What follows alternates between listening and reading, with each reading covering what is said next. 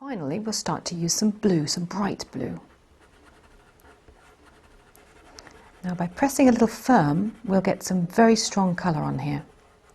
So we want it strong on that side, a little bit less here. Leave a little gap there so we get a little bit of light on the top. Now I think we'll just introduce a dark to the base there of the boats. So we'll go back to using the indigo and we'll really get a nice dark section just in the back of the boat there.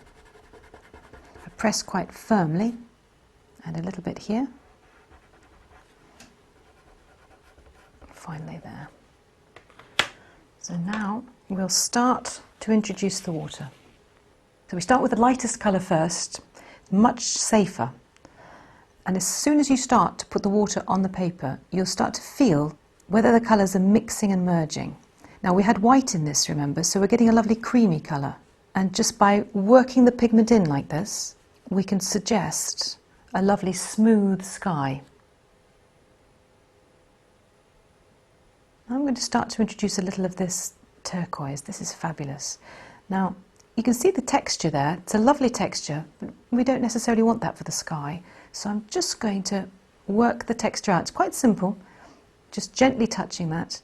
And as I then just catch the yellow, we'll get a little bit of mixing, but not too much. So we want to keep the yellow, get a little bit of green. It's rather nice. Now we'll start to work in the buildings. Now, if I didn't want these buildings to run into the skyline, I'd wait. But actually, I want this to run in. So I'm just going to push the boundaries of the watercolour a little bit, really. As I just touch the pigment, I can control how much water I put on, but also if I leave some little bits as well. I can suggest pillars, I can suggest roof lines, just by leaving little sections. I can also merge in the colours just by getting rid of the texture.